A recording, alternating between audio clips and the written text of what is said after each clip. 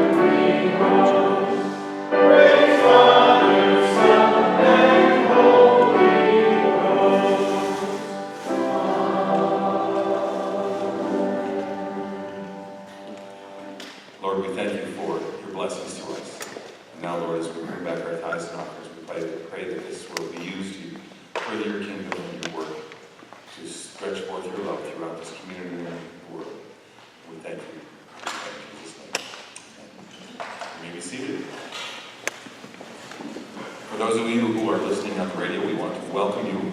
We're glad that you're listening to us. And I'm going to introduce our speaker. Everyone here probably knows Gary, but Gary Wainhart is going to be our speaker today. Gary and Suzanne are the people who are most responsible for PBS. And many other ministries around. Gary has been the moderator for our board and a great blessing to our family. So we're going to welcome Gary Wainhart. We sent them all. Yes, we match. What else? Dave's not about the same. So I'm gonna have to talk really slow. This happened last time I preached, I think. We don't have any special music. Choir singing. I don't pray as long as Pastor Jay. And I think last time, I don't know how many hymns we had to throw in at the end, but we may have to do it again. We'll see what happens. So I'm Gary Wainhart. This morning we're gonna talk about kids. When Jay asked me to preach, I said sure, I can do that. And we do a lot of VBS stuff. And with VBS coming up and things getting a little crazy right now because VBS is coming up, I thought maybe now would be a pretty good time to talk about children, talk about kids. So that's what we're going to talk about this morning. So Jay asked me to preach, and I'm a teacher. I teach at Andy's, which don't really teach too much anymore. It's a small school, and so I have multiple hats, many things that I do there at the school. But I work with kids. I've worked with kids my whole life. Growing up, my mom led VBS and Sunday school and things like that. So I've worked with kids forever. I love kids. Kids are a lot of fun. I have a couple kids of my own. I'll talk a little bit about that because I'm dad, so I get to do that. Right? Brag about my kids a little bit. So that's just a little bit about me. I do kids. I do a lot of stuff with kids. But I love the opportunity to preach. I don't think great at it, but it's fun to do. I really like the preparation part of it because I love to get into a passage and to just see it kind of unfold and kind of things to connect and things to come together and passages that I've read over and over millions of times somehow have a different meaning. Not really different, but I see something different that I didn't understand before or didn't realize, and that just excites me. It's kind of fired up. And so when Jay asked me to preach, as long as I'm not crazy with everything else going on in life, I tend to take the opportunity because I think it's fun. So this message right now is talking about kids, talking about things that I've learned from children, is one that I've kind of thought about doing for a while. And now it just seemed like a good time to go with it. So, let's see, I already did all that stuff. If I had planned a little more, this would have been a fun thing to get kids involved in, to have our children, because we have quite a few kids in our church, to have them involved in the service, but I didn't plan very well. I didn't know ahead of time. So I have a little video, just a fun little video with some kids. It's actually Art Women's Letter. It's an old video. Little kids say the darndest thing. So I want to show that first, because if I don't, we have no kids in here, and you just have to look at me the whole time. So watch this.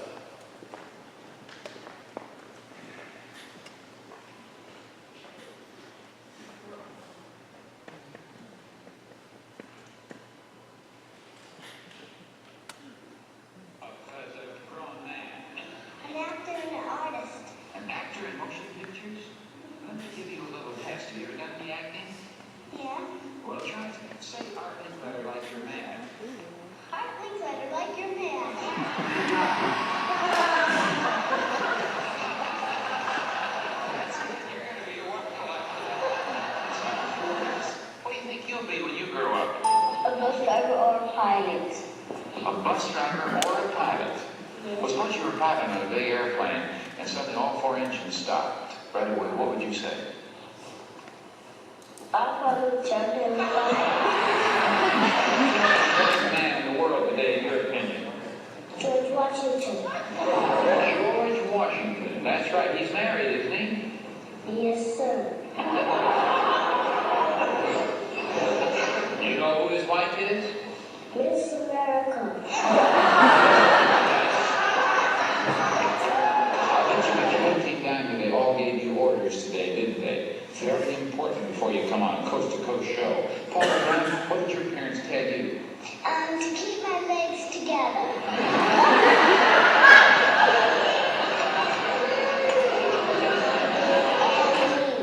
How does that story go? One time there was God, and God made Adam out of dust. And then he put Adam to sleep and made Eve out of a rib. And then Out of what God... kind of a rib? Rib. A rare rib. God said, Adam and Eve, don't eat the apple tree or I'll punish you. And then the devil came along and kind of hypnotized them. And then God went to see someone. And then they got real sick. And then they hid. Then they hid from God. And they threw up. The first fight. And Eve, Wow, that God was mad. yeah, they got sent on the hill, and they transferred her to Los Angeles. We learned from this that all Adam and Eve had a whole mess of baby. How did God punish Eve? Well, he made Adam sit down and read the Bible, Or that one? write the Bible. Sat down and wrote the Bible. Yeah. What did he do with Eve? He made her what? Oh, a housewife.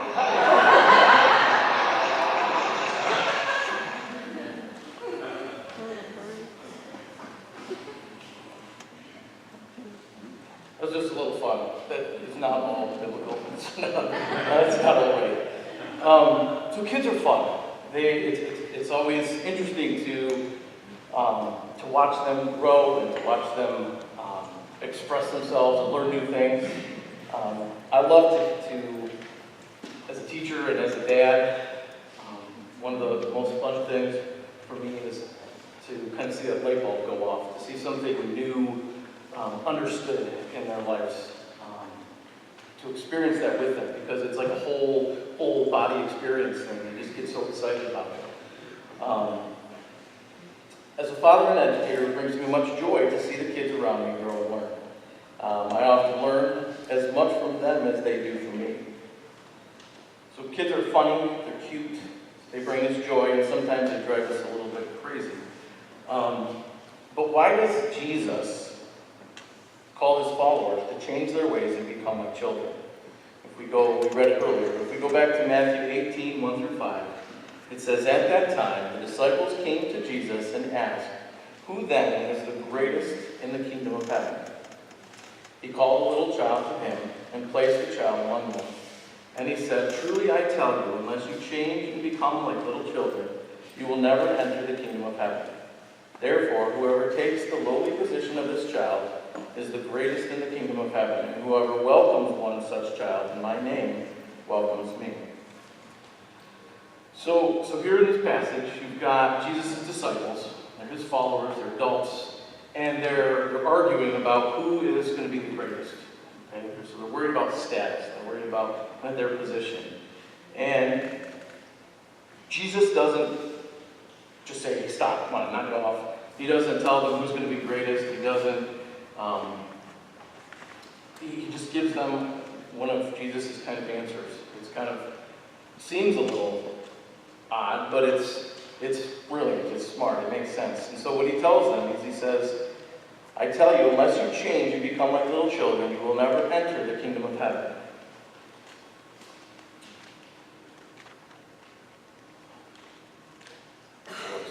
Let's see.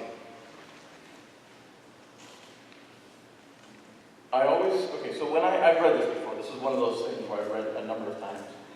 And when I read this, I kind of always just thought, well, kids they're innocent, they're little, they love to learn,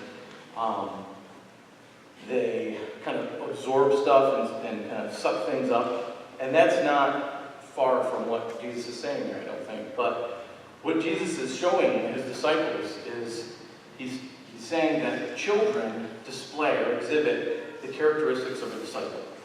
Okay? He's saying that we need to stop worrying about the status and worry about our position and things like that and who's going to be the greatest. We need to focus on our need for him. And we have to be humble. We need to be we need to have humility. He's saying that children display the characteristics of a disciple. He's saying to his disciples that they have to change and put away this concern for being the greatest. They have to be humble. Having children and having the opportunity to work with children has shown me much about how young children relate to parents and adults. So when you think about kids, okay, any of the kids that you know in your life, they're dependent on their parents. They're dependent on other adults. They're trusting. They're innocent. They're eager to learn, to grow, and they're humble because of that. They can't do things on their own. They need adults. They need us. So as believers, we need to be like this in how we relate to God and how we love Him. So as I was preparing this, believe it or not, I did a little bit of preparing here.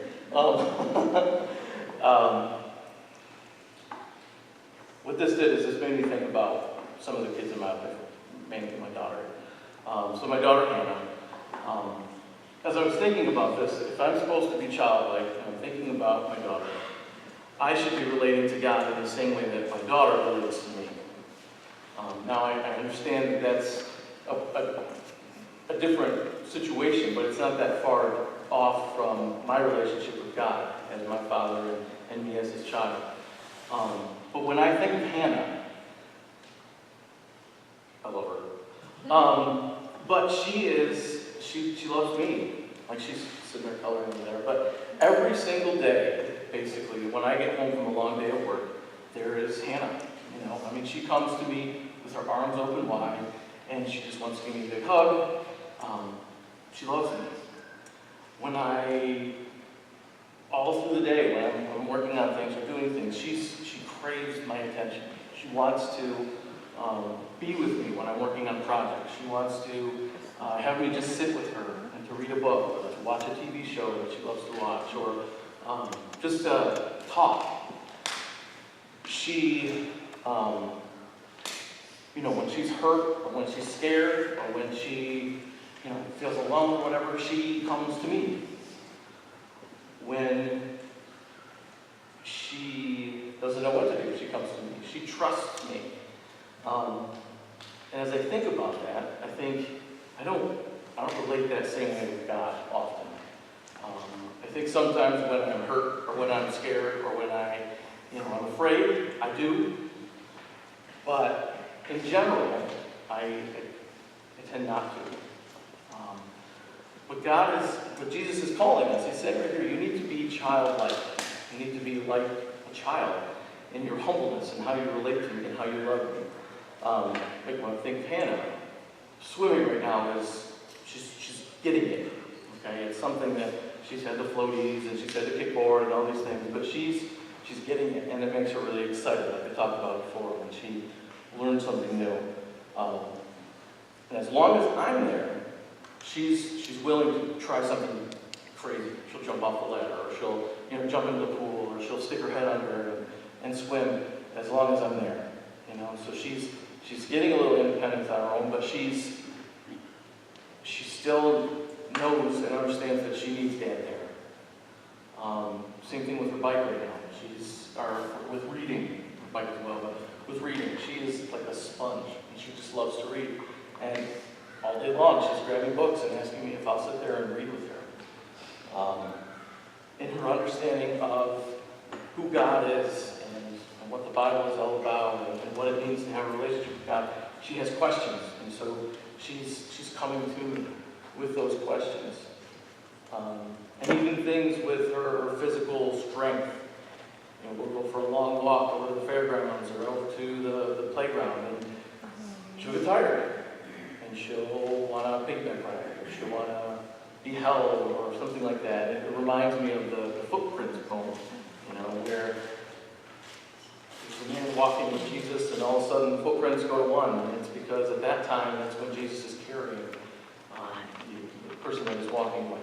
And that's how we should relate with God. That's how we should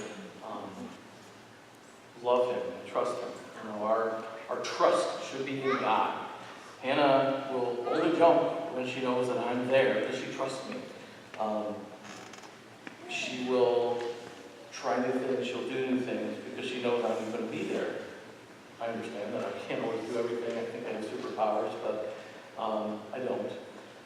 But she knows that Dad's going to be there and that I love her. And that's what I think Jesus is telling us here. And it's not simply just because Hannah's my daughter. I mean, as a teacher, I see the same thing a lot of times with kids. You know, they, even on up to 8th graders, I've got 8th graders that will come into my room to give me a hug, and to, you know, just talk about what's going on in life and what's happening, because they need somebody there that they trust, that they know cares for them, that they can bounce things off of. You know, different kids that have been a part of our family at times. You see the same needs and the same reaction to an adult or to a parent. And I think with, you know, just as is the case with Hannah, you know, she's 6 now and she's growing up. She is getting more independent, and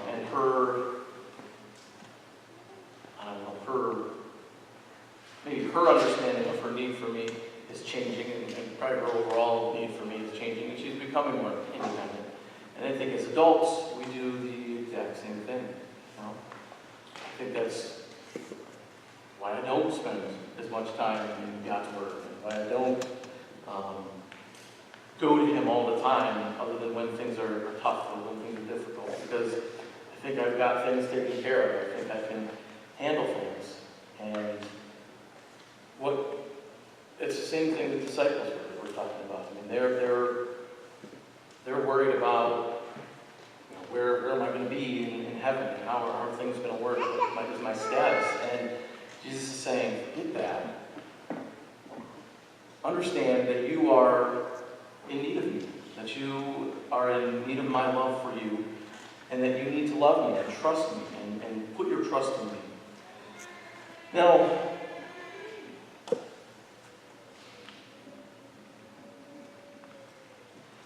that doesn't mean, and I think, you know, sometimes what God's calling us, or what Jesus is calling us to do, is He's calling us to childlike faith, not childish faith.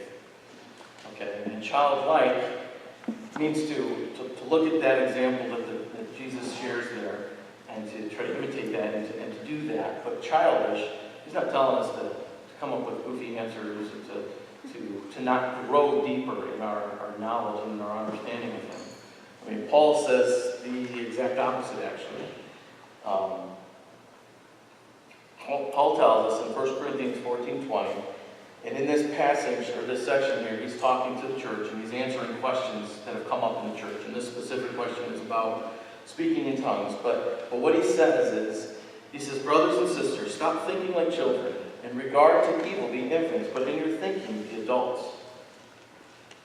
You know, he tells us we're not, and it comes up in other places. I mean, we're supposed to be growing in our knowledge and our understanding and in our relationship with Him and the depth of that relationship. So it's not that we become believers and we, you know, often believers are talked about, Paul talks about them as children, and God talks, or Christ talks about us as children at times, but we're supposed to be mature and be growing. And so it's not that at all, it's that we need to constantly remember that we need God, and that we should be humble in how we relate to Him, and how we understand our need for Him.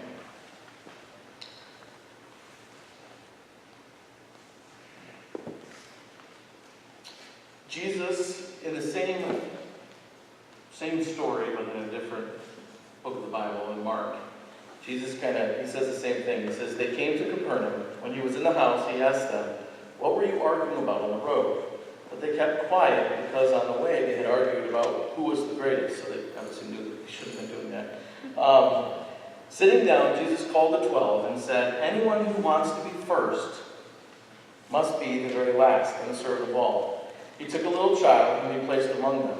Taking the child in His arms, He said to them, whoever welcomes one of these little children in my name welcomes me, and whoever welcomes me does not welcome me, but the one who sent me.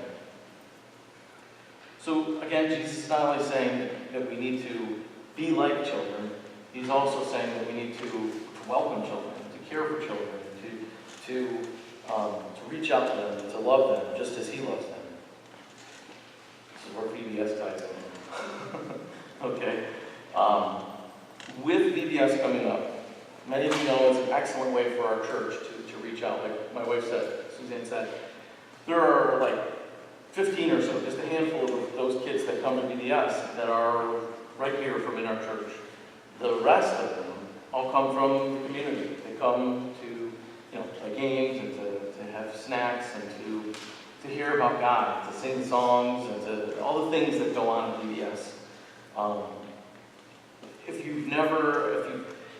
First, thank you for everybody, because it's amazing that we've got the 15 kids and we've got the group that we have here in our church, and we can do something like that because everybody kind of chips in. Everybody's a part of it, whether it's financially or through prayer or being there to help as a crew leader or leading a group. That's pretty amazing, so thank you. But if you've never been a part of it, it's a great way to reach out to kids, to have that opportunity to make some kind of impact. I mean, the kids, they love it. If you've never been there, just stop by on an evening sometime and just see what's going on in there.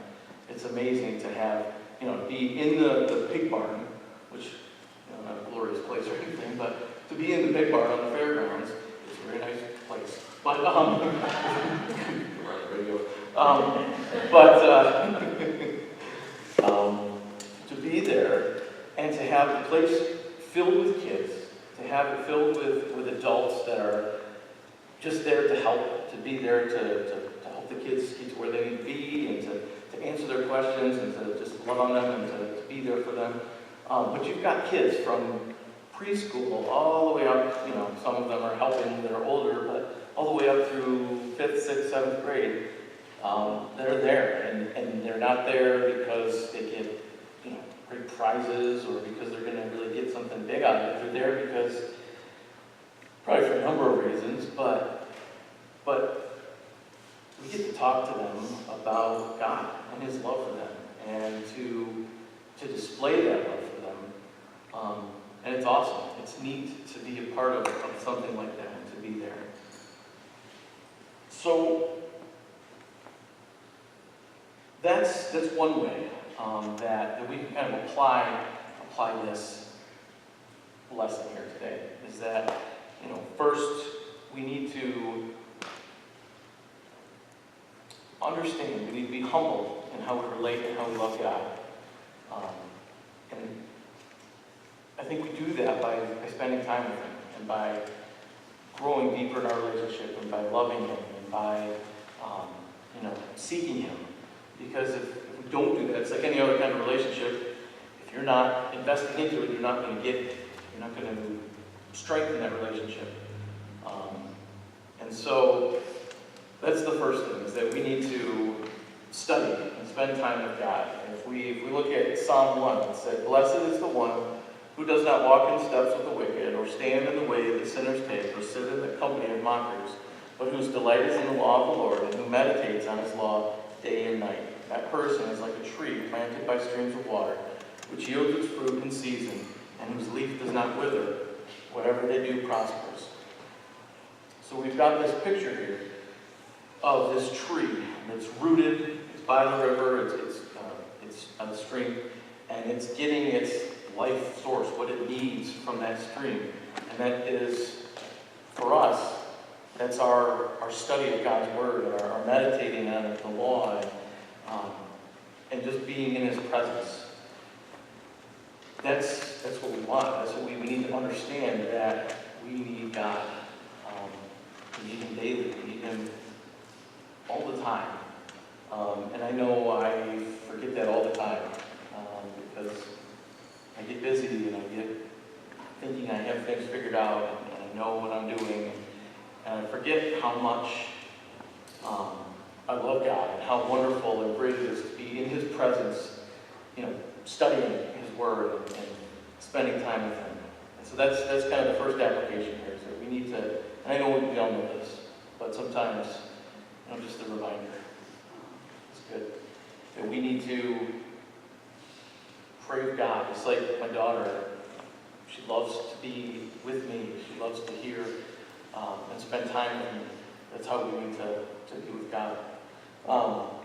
Second application is VBS. Help out. Help out with things like VBS, with Youth for Christ, with K4J, with our youth group. There's a lot of opportunities for people to be involved. And I know, kids are not everybody's thing. I understand that. Sometimes they're scary. But as Ray said, praying for the different ministries, the things that are going on, it's huge. I often am convicted that we don't pray enough for the things like VBS and Youth for Christ, and that we don't. I know I don't myself. Pray for those things. We should be bathing those in prayer. And so praying for those, that's the first thing, the best thing that we can be doing. But also giving your time, being there, involved in things, if that's possible. As Suzanne said, we still need crew leaders. We still need people to be there. And we need other people who are not crew leaders, that are just there to help carry a tray and make sure water and snacks and things get to where they need to be. There's always something for people to do to be involved, to help take care of the kids and to serve them. So, kids are special. Kids are we need them. We need them. And God loves them, and He wants us to be like them, but also to care for them and to love them. So, Ray, who's proud? I think we could sing some songs. Why don't I pray real quick while you guys are coming up? Pray real slowly while you guys are coming up, and then we'll go from there. Heavenly Father, Lord, I thank You for Your love for us, for Your, even though we are kind of goofy sometimes, and a little awkward at times, Lord, You love us. We don't do the right things, and we make mistakes. Father, You love us, and I thank You so much for that. I thank You, Lord, for children and how You bless us with kids in our lives, with children that can teach us so much. Father, we pray for the kids of this church and around us, Lord. We pray that You would be with them, Lord, that You would protect them. Father, they need adults. They need people. They need us. They need You, Lord. And I pray that You would keep them safe. Keep our kids safe, Lord. Pray that You would draw them to You. That our kids would come to know who You are, to know the love that You have for them. I pray that through things like VBS and Youth for Christ and K4J and our youth group, Lord, that kids would get excited about You, that they would understand that You love them, no matter who they are or where they come from or what they've done or how they have lived their life, Lord, that You love them in a way that is powerful, amazing, and just sometimes knocks us off our feet, Lord. Pray that you would draw kids to you, Lord. Lord, please help us as adults, as leaders, as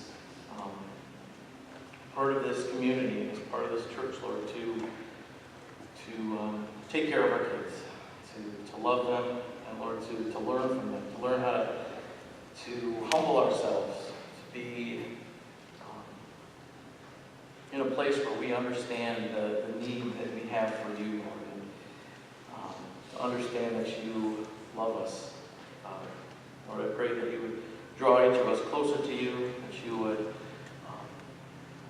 Lord, make us hungry for you, that we would crave your attention, your love, that we would crave your presence, and just want to be like you, want to grow closer to you and know you deeper, Lord.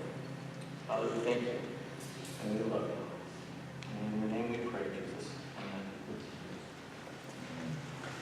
Let's stand together. We're going to sing number 603. It's called Jesus Loves Me.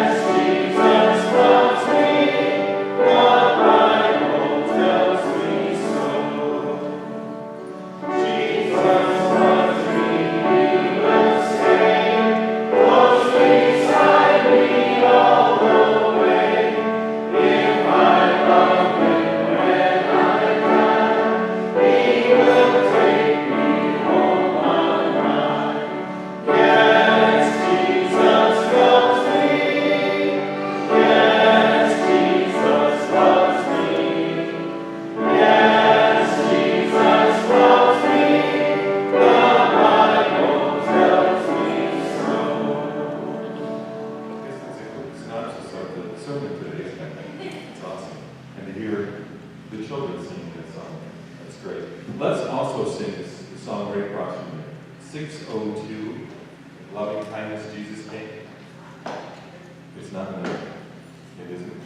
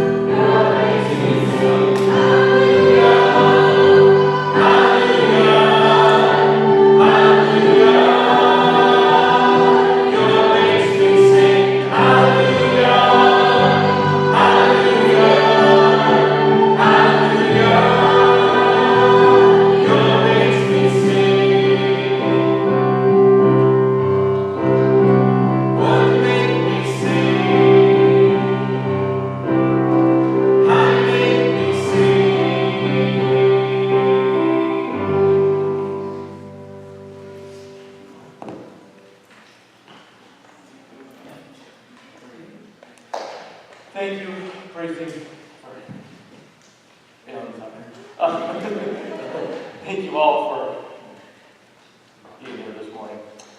I was going to say something else, but I forgot. So, you can repeat standing. Let's listen. Now may the God who loves us more than we can comprehend, who calls us to love and relate to Him with childlike faith, bless you and keep you. May He draw you closer to Him and increase your hunger for His presence forever. Amen. Have a great week. Thank you very much again for being here. Y'all later.